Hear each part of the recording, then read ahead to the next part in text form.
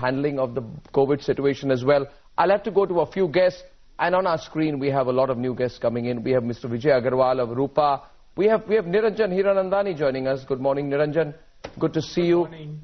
You know, he's a person fundamental to the economy there, and what can I say? He's a leading light, not just of real estate, but of India's corporate world. Sambit Patra is with us. My friend Vijay Karia of Raven is with us. And Sambit, don't look so dreary. Smile a little bit. Little bit of smiling is not bad, Sambit. You make me nervous. The problem if you're going to look so serious, then the markets will crash.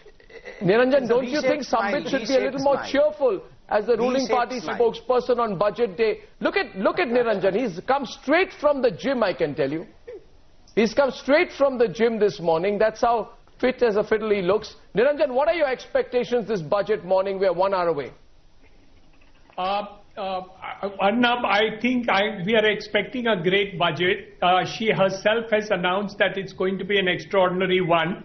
The expectations, of course, are very high, both from the investments market. Remember, the objective of the Prime Minister has been $5 trillion economy, a 10% GDP growth. So obviously an investment focus is going to be there. And also the lowest of lowest people will also be taken care of. So the budget will have to look at both ends of the pendulum. One, the investment side, which would be the growth side, and the demand side. But the beauty of the fact is that the GST collection of 1.2 crore rupees in the last 1 month has certainly made a huge positive effect to show that the demand has definitely come up. And I think that's a positive story. But she cannot rest. She cannot rest. She will have to continue this investment if she wants to reach the 10.5 or 11% GDP growth. Much more investment both in the private sector and the government sector will have to be done. So we are very anxious to see how Gauri wants to come in. Gauri, throw that, Gauri. Yeah, go on, Niranjan, go on. I have a question for Mr. Hiranandani and essentially to all corporate India executives.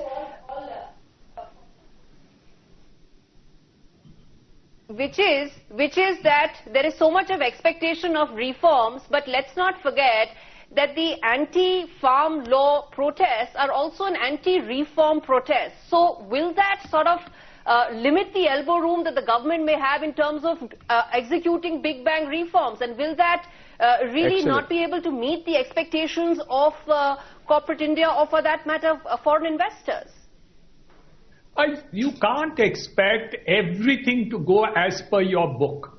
I mean, there are certain things which do happen in the polity. We are a democratic country. So certain things will be set back. But you know, basically, I don't think it's the reform which has gone wrong. I think it's the communication which has not worked. So I think what we really need to do is to tell the people that if you communicate well to the people and make them understand that actually the entire process is correct, but and it's going to benefit them in the long run, I think the communication has been inadequate to the farmers and other segments of society. And naturally, if you are dissatisfied with the thing, you're going to protest. What's wrong with that? That's democracy. Unless it is aligned with some persons who have their own agenda. I think what Gauri meant, and I'd love to hear from Sambit and Mr. Ravi on that. Ravi, I think, wants to add in on that. This is a fantastic panel this morning, Sambit, of a lot of experts. Ravi, who's with me today, is a very low profile but a tremendously respected man in corporate India. You know, he's been on almost 30 boards, former chairman of BSE. He wanted to make a point here, and I think I'd love to hear from him. After all, COVID has hit the economy. One point before I come to you, Ravi, is this, that, you know, job losses are a point of concern for all of us, aren't they? I mean, you know, in our unemployment rate rose sharply from 6.5% November to over 9% in January. These are some of the pressures the government will have to deal with. Ravi, you want to add that, and then I'll get Sambit to respond to you. So, first point that I want to make is about norms. So, we have seen GST, we have seen RERA, we have seen NCLT, we have seen the merger of banks. And in the last series of Atmanirbhar, the thing that has been spoken is to take only relevant PSUs and merge the others or disinvest the others. So these are structural reforms which have happened, and there is a method to it, and all this will bear fruit in the coming 2 years. That is what I feel. On jobs, I feel that it needs to be attended very, very quickly, and I think incentivizing the job, as I mentioned earlier, is very important through tax deductions, through tax breaks, and also various mechanisms like the infrastructure, means spending on infrastructure and attending to economy, the part of economy that is tourism, real estate and textile, which contributes to 20% of the employment. So this is what I think one needs to address. That's all I have from my side. Absolutely. Big expectations. Viewers, pictures of Nirmala Sitharaman entering Parliament. Sambit, a little bit on Nirmala Sitharaman. What has led to the build-up to this budget, and how your government is going to manage expectations at a time when you've just come through a political crisis? See, Arnab, I would say whether it is Nirmala Sitharaman, whether it is the Prime Minister of the country, or whether the ordinary citizens of this country, the 3 R's which are extremely important over here is the resolve. In fact, the President also said the other day, and the Prime Minister also had said on multiple occasions, that the resolve of India as such is greater than the crisis. We are just out of a crisis, or rather wriggling out of a crisis, and look at the resolve that you all have shown. All the people on your panel, all the people who are watching us as the viewers, and I salute every viewer, every Indian for the resolve that they have shown. Number 2 R, the second R is recovery. Look at the recovery economically. I mean, the V-shaped recovery that the International Monetary Fund has spoken about in its world outlook for the economy, world view of the economy. They have spoken that India is going to retain its tag as one of the fastest growing economies in the world. This is a good news. And of course, the third R, a very important R, is reform. Right now, Mr. Hiranandani was speaking about reforms and communications. Let me tell you, the second word, which is of most important import as far as reform is concerned, is bold. Reform always are bold, because there is a section in the society which does not want reforms. It wants the status quo to be maintained because somewhere the reforms hurt them. As far as the agri reforms are concerned, as far as the farmer reforms are concerned, I firmly believe that as a young Indian you would agree with me, Arnab, that despite the fact that since years altogether we have been shouting against who will remove the middleman, while this is an attempt to remove the middleman and in fact give the dues to the farmers in their pocket, still there is a section which does not want the middleman to be removed. I firmly believe hinsa rasta nahi hai, violence is not the way out. Talking and dialogue is the only way out. I believe that in the days to come, dialogue will resolve this and reforms will stay. Yeah. Absolutely. Well, I agree with you on a lot of things, but before I go to Ramesh Agarwal, and Ramesh Agarwal is the director. Gauri, just a minute, I'll just go across to one of our guests. I also want to look at the real good story sometimes, By the way, viewers, I'm not putting these factoids out to just put in a feel-good factor, but the fact is, look at our country. 2020 saw the emergence of 1,600 tech startups in this country, and a record 12 unicorns, with the tech startup base growing by 8 to 10% in a COVID year. Oh, these are things we don't talk about. These are things sometimes we forget. And in fact, the seed stage funding of 2020 recovered to more than 90% of 2019 levels. So people, sectors like education technology, growing fantastic, BFSI, agri-tech, gaming, all growing up from 29% to 42% in 2020. So there are many sectors, especially those digitally oriented, for which 2020 has been a brilliant year. Vijay Agarwal ji is there, and I want to talk to him about boosting consumption. Vijay Agarwal ji, director of Rupa. Ramesh Agarwal ji, director of Rupa. Sorry, I mixed him up with Vijay Karia of Raven. So Ramesh Agarwal ji, how does the government boost consumption? You run a big company out of Kolkata. How is consumption picking up now? And how optimistic are you? What more can the government do today? Thank you for having me. Consumption in rural India especially has gone up tremendously because of the positive cash flow, I think, because of agriculture playing a big role. And then when the migrant laborers, when they have come back to the villages, they got opportunities to work there. So rural consumption has gone up, and at the same time urban consumption is also picking up. So what I expect from the budget is the government should put more focus on textiles export and give more incentives or more measures to pep up the exporters, because textiles is the only sector where India can, if it wants to reach the 5 trillion mark, textile would play a very important role. Absolutely. Well, let's see. I mean, at the end of the day, however, there has been a decline in household savings. So cash flow has been impacted. Should the government do something for that, Rameshji? Because there have been decline in household savings because of job loss, salary cuts or delays in payments. Yeah. The government should increase its spending. So if the more the government spends, the more the liquidity increases in the hand of the common public. So. Absolutely. I think so. At the same time, I think, Vijay, and over to you, Vijay, the middle class must be given some reprieve now. Because the salaried middle class has been hit to a huge extent in 2020-2021. Vijay. Thank you, Arnab. Good morning. I agree with you that the middle class has been hit. But with due credit, we must say that what we have seen, especially when I'm talking about my sector, that is the electrical segment, the government has worked very strategically in the top end of the markets as well as the bottom end in terms of creating infrastructure. And if you see, and I'm saying this very humbly, that we are poised for an energy transition in the world today. The last energy transition that we had seen happened about 100 years ago when oil and electricity was discovered. Today, with the Prime Minister's initiative, we are focusing a lot on renewable energy, on solar energy specifically, and this world is turning digital.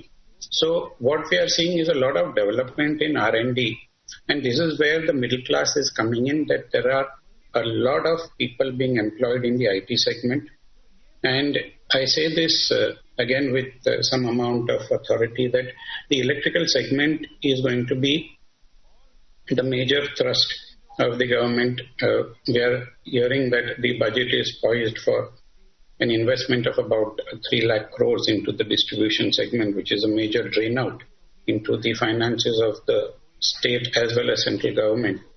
With this happening, renewable energy being focused with the digital thrust in economy, we will see a spurt in jobs, because people then working from their towns or villages or even their homes will be able to contribute to the economy in a very big manner.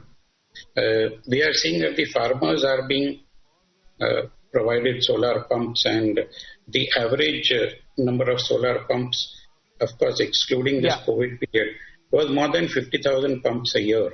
And that's a big jump in numbers from previous numbers. And also we've seen that the dollar has been very well controlled by the government. Even in the last 1 year, the dollar has not been allowed, the rupee has not been allowed to depreciate to a very large extent. In fact, it could have appreciated. So therefore, we are keeping our fiscal economy also in check, as well as we are keeping the people employed. And I think this is a long-term strategy, because what I see now, the government first moved away from, providing, from burning wood for fuel for home, for cooking. They provided them LPG gas cylinders. And now what we see is that the government is talking about removing those LPG gas cylinders and providing electricity, Ravi. That is providing hot plates. And this is going to be a huge boost. The government has already set a target of spending 100 lakh crore on infrastructure projects over 5 years.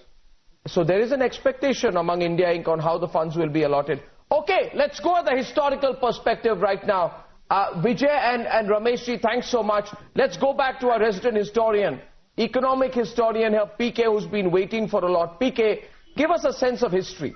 This budget of 2021 is unprecedented, but it's also a bit of a post-disaster budget.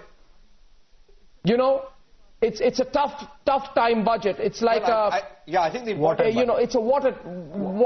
Let's look at the Prime Minister at the Parliament House, and the Prime Minister knows everyone's looking at the budget so keenly there today. The Prime Minister just walks in to the Parliament House, and we are 41 minutes away from the presentation of the budget. Give me the historical perspective. You know, when Pranab Mukherjee took charge, 1983, the country had emerged, PK, from an all-time high of 21% inflation under Charan Singh's great tenure, despite which he did not withdraw the $1.1 billion investment of an IMF loan.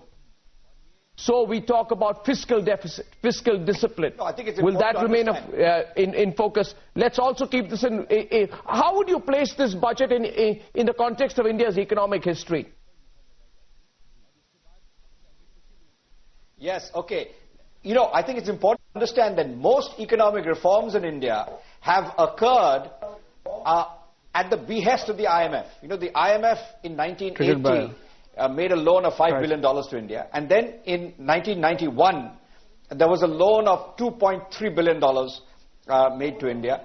And it was at the behest of the IMF that major economic reforms occurred. What is interesting about 2020 is that India undertook massive economic reforms. The labor reforms, to my mind, are the most significant reforms ever undertaken. And of course, the attempt at agricultural reform is massive indeed as well.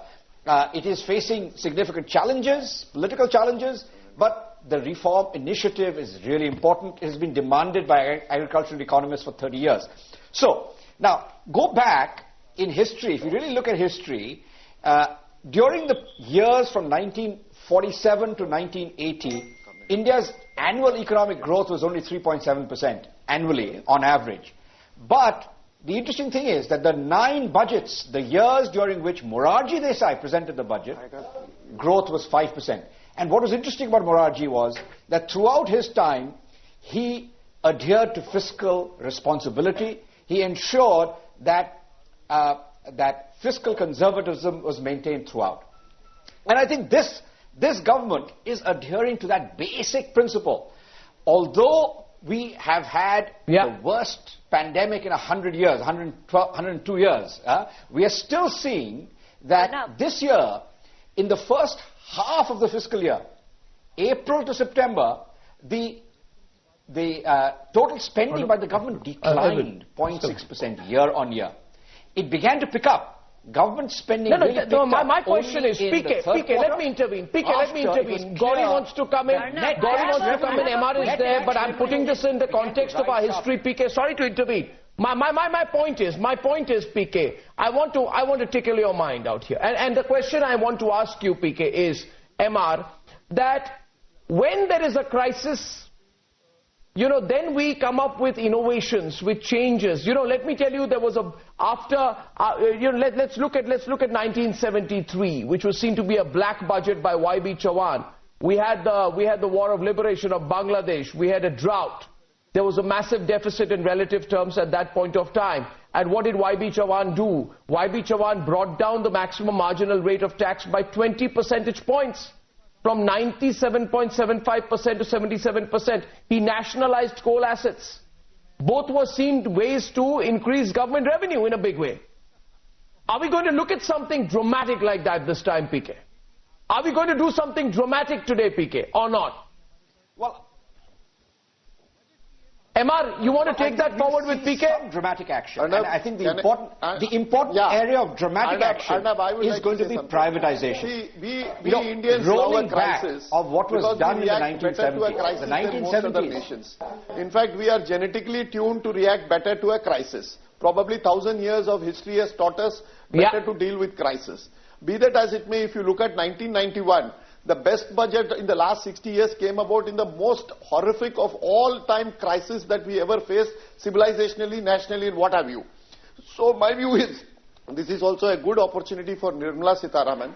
And if experiences in Maharashtra and Karnataka are anything to go by, You cut your taxes, earn more revenues. It's something called buoyancy factor that will set in. And I'm sorry. And good point. Sitharamanji can go and pour over all the pages of economic history in this country, she will know for a fact that the moment you reduce taxes in this country, the revenues of the government goes up instantly. And that is how she should go about it. If she is able to cut down, especially on indirect taxes, and if she is able to cut the... we want a headline. For the salaried class.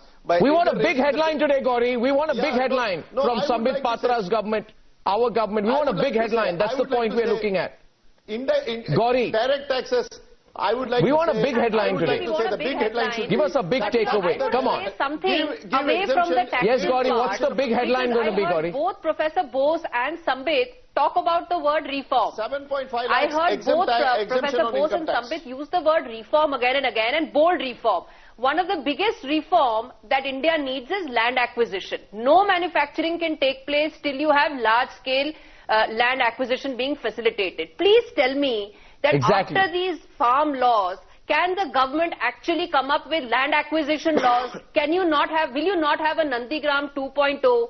Can you have big ticket manufacturing being facilitated because of easier land acquisition? Well, Gauri got that. Gauri got that. Let him have to take a break. So good question there.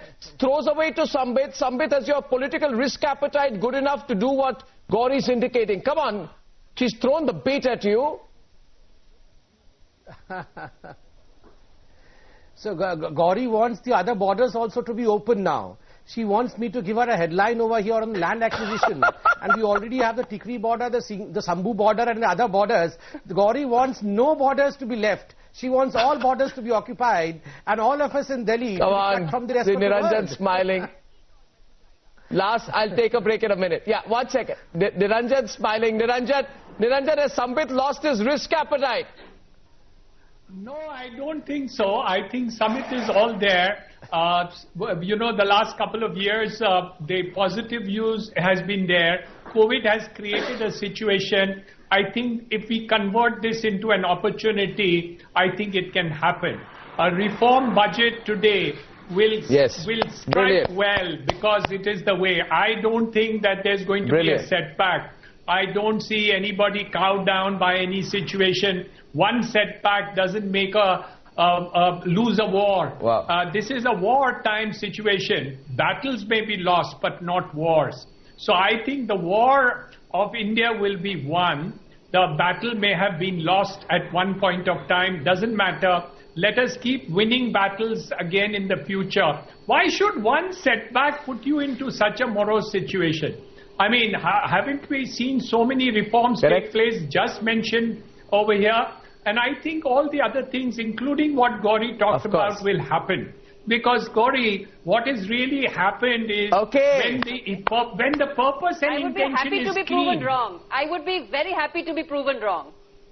You will be proved right. Gauri and Niranjan can take this forward, this debate of offline, but I agree with Niranjan. You know, after all, remember, viewers, the budgets which followed the 1992 global recession when Manmohan Singh served as the finance minister were known for liberalization steps, and the opening up of the economy happened at that point of time. Great conversation happening this budget morning. Taking a break, and joining me after the break is